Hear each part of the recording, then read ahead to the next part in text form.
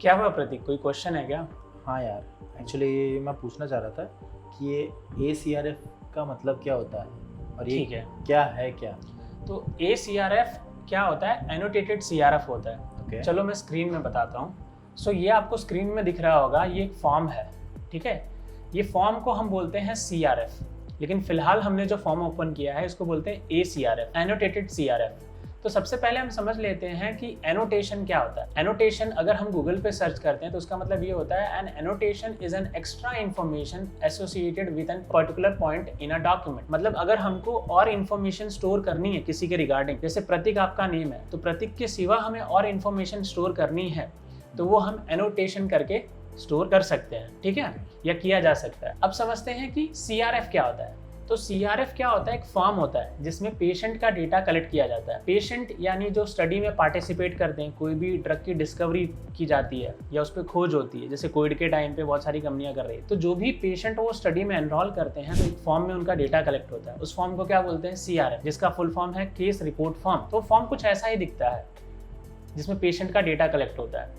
जैसे कि पेशेंट के ऊपर बहुत सारे लेबोरेटरी टेस्ट किए जाते हैं, ठीक है, जिसमें उनका ब्लड सैंपल कलेक्ट हो रहा है, बहुत सारी चीज़ें, यूरिन सैंपल कलेक्ट हो रहा है। तो ये फॉर्म सिंपल रखा जाता है एकदम, ठीक है। लेकिन जब ACRF बोलते हैं, हम एनोटेशन बोलते हैं, तो एनोटेशन यानी उसके सिंपल नेम्स दिए जाते हैं, एक्स्ट्रा इन्फॉर्मेशन।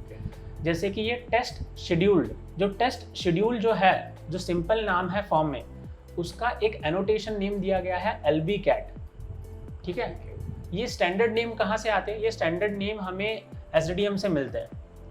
सीडिस्क एक कंपनी है, ऑर्गेनाइजेशन है, नॉन प्रॉफिट, वो स्टैंडर्ड्स क्रिएट करती है, वो डिसाइड करती है कि क्या स्टैंडर्ड नेम होंगे। उसके हिसाब से हमने यहाँ पे स्टैंडर्ड नेम दिया है जिसको बोल रहे हैं हम LBCAT।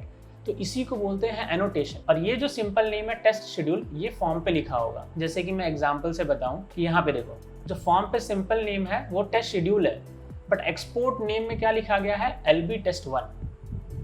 और फॉर्म में जो सिंपल नेम है सैंपल कलेक्शन डेट है, लेकिन एक्सपोर्ट नेम में क्या रखा गया है? LB date 1। तो सबसे पहली बात, फॉर्म में सिंपल नेम क्यों रखे जाते हैं?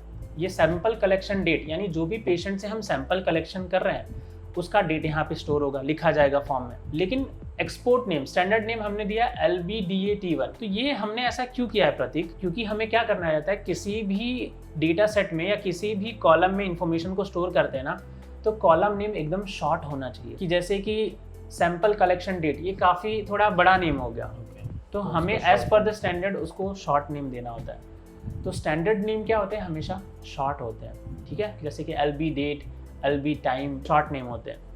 तो इन्हीं को हम एनोटेशंस बोलते हैं या ACRF बोलते हैं, जिनमें सिंपल नेम जो हैं या सिंपल जो इन्फॉर्मेशन है उनको स्टैंडर्ड नेम्स दिए गए हैं, जिसको कि हम जैसे कि कॉलम नेम भी बोलते हैं। कॉलम नेम के अंदर समझो कि किसी कंपनी का इंफॉर्मेशन स्टोर करना है, जैसे कि उसका नेम, नेम, एम्प्लॉय सैलरी, तो हम सिंपली उसका नेम दे देंगे शायद employ name of MG company और MG एम्प्लॉयज, लेकिन हमें उसका स्टैंडर्ड नेम क्या देना होगा? नेम, सिर्फ शॉर्ट एकदम। वैसे यहाँ पे स्टैंडर्ड नेम क्या दिया हुआ है? LBCAT, जिसके अंदर वो पूरा डेटा स्टोर होगा। और कोई सवाल है प्रतीक?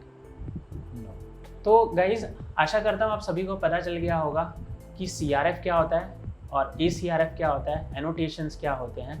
जो CRF होता है वो सिंपली एक फॉर्म होता है। अगर ACRF ए टर्म यूज़ कर रहे हैं तो एनोटेटेड CRF, ठीक है, आप एक्स्ट्रा इन्फॉर्मेशन प्रोवाइड करते हो। यहाँ पे क्या होता है CRF में? वो एक सिंपल नेम जो कि स्टैंडर्ड नेम होते हैं, जो कि SDM से हमें मिलते हैं। तो आशा करता हूँ ये वीडियो ने आपके काफ़ी डाउट क्लियर किए होंगे। और भी कोई क्वेश्चन है तो आप कमेंट में हमें पूछ सकते हो। इसके नेक्स्ट वीडियो में हम डिटेल में कवर कर सकते हैं एज पर योर रिक्वायरमेंट, जो भी आपके क्वेश्चन कमेंट्स में होंगे।